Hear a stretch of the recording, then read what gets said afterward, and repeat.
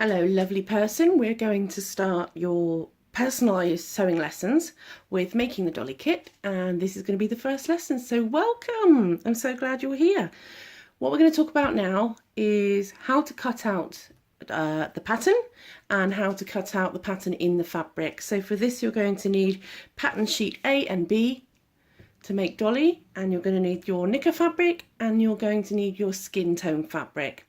Now the first thing we're going to do is we're going to cut out each of these individual pattern pieces, and we're going to cut the pink line. So you go off and do that, I'll do mine, and I'll catch up with you in a second for the next part. Right, you've cut all your pieces out. It's time to get very creative. We're just going to have a quick run through the pattern pieces by name, and also a quick guide to the basic pattern markings that you're going to be using to learn to make your dolly. Incidentally, you will be getting a printout PDF that you can pop into a file with these basic pattern markings on, so you can refer back and perhaps use them with other dolly patterns just to refresh yourself. So there's a nice little bonus. So part A is dolly's body. All right, this symbol here means we're going to fold the fabric. We're going to put this side next to the fold, and we're going to pin her on the fold, and then we're going to cut her out, but we're not going to cut this line here. If you notice, there's no seam allowance, so this is a seam allowance, this gap here between the pink and the black lines, but there isn't one on this side because it goes flat to the fold in the fabric. This line here is a grain line. Now the grain line is the direction of the grain on the fabric. Fabric is made up with a selvage. Do I have one here? Let me grab one. Here we are. So most fabrics have a very clean, crisp woven edge, and it has little dots in through it, and that's called the selvage, and these are the outer edges of the fabric. You get one on the left and one on the right.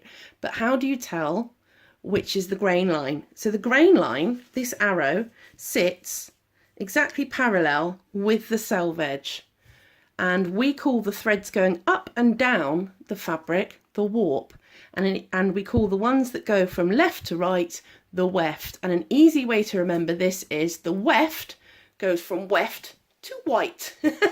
Something I picked up many years ago, which has stood me in good stead for all things textiles.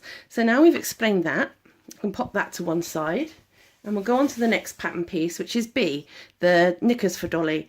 Now we're going to cut it on the fold again, you can see, and again there's no seam allowance, so that's brilliant. That tells us where that goes, and the grain line's facing up. Part E is dolly's hips.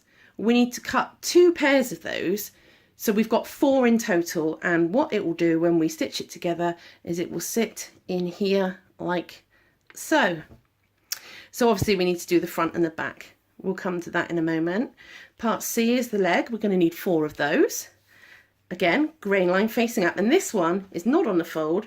It has the seam allowance all the way around, as does the arm.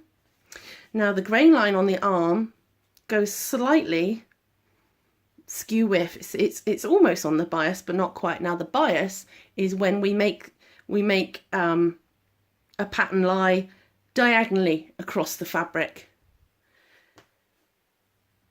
This has got a little green line on it where we're going to hinge dolly's arms, as does the leg. So those are the pattern pieces. Now we're going to talk about how we actually cut them out and lay them on the fabric. So let's start with dolly's hips, just because it's the smallest piece of fabric and it's easiest to demonstrate. So the fabric has a right side and a wrong side. So for those of us who are complete beginners, when we cut things on the fold, we generally cut things with the right sides of the fabric together. So we're going to fold just like this, and we're going to take our knicker pattern piece and we're going to place this edge that needs to go against the fold. Remember that pattern marking there, it will be on your sheet. We're going to pop it there, and what we're going to do is we're just going to get some pins. You'll find the method that you're most comfortable with, and we're going to pin through. So I normally pin every side that a pin is shorter than, any curve and any corner. So I'm actually just going to put, I'm probably going to get away with putting 3 in, but I'll put 4 in because I'm supposed to be setting a very good example here. There we go. Now, all we're going to do is we're going to get our fabric scissors. And you may have already known this, but you should have scissors that are specifically dedicated to cutting fabric. Never, ever, ever cut paper with them. In fact, here's my paper scissors, and these are my fabric shears. So I'm just going to cut that one out.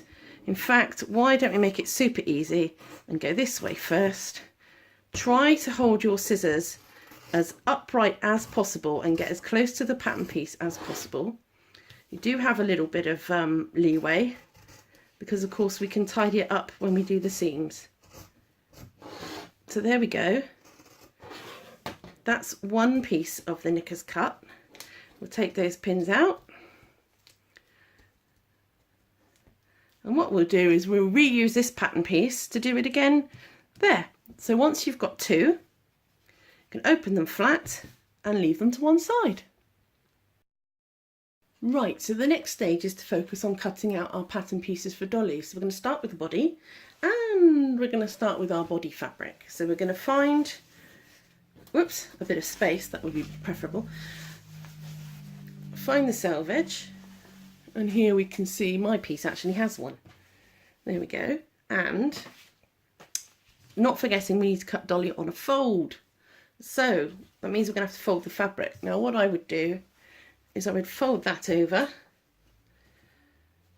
and I would pop dolly alongside it. There we go. And I'm just going to be as sparing with the fabric as I can. In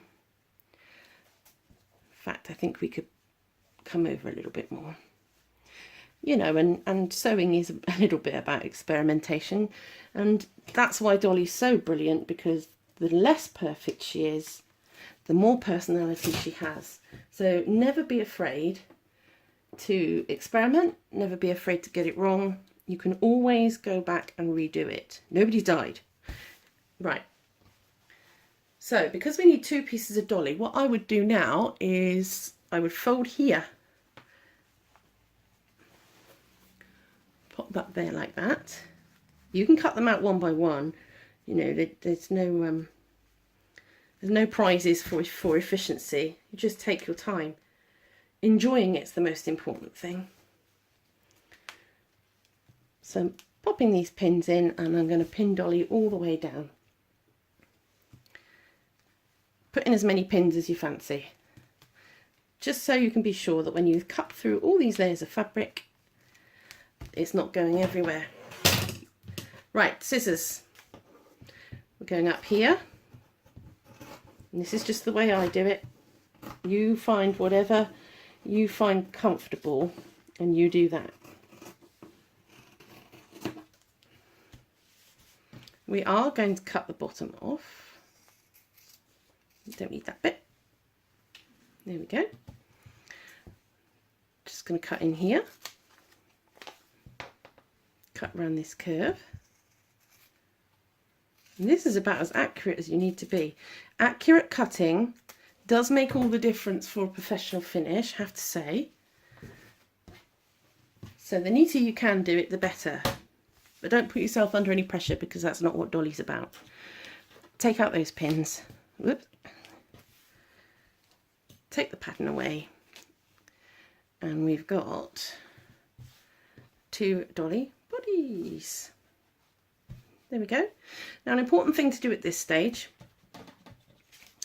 would be to pop your pattern back on dolly, and then if you have a marker pen, biro, pencil, whatever you fancy, make a mark. I've done mine with a pin where the eye position is going to be, and then what you can do is you can reverse the pattern, pop it on the center line. You've already got a hole there so you can see through your pattern, and you can pop, whoops, butter hoofs, you can pop the other needle in there.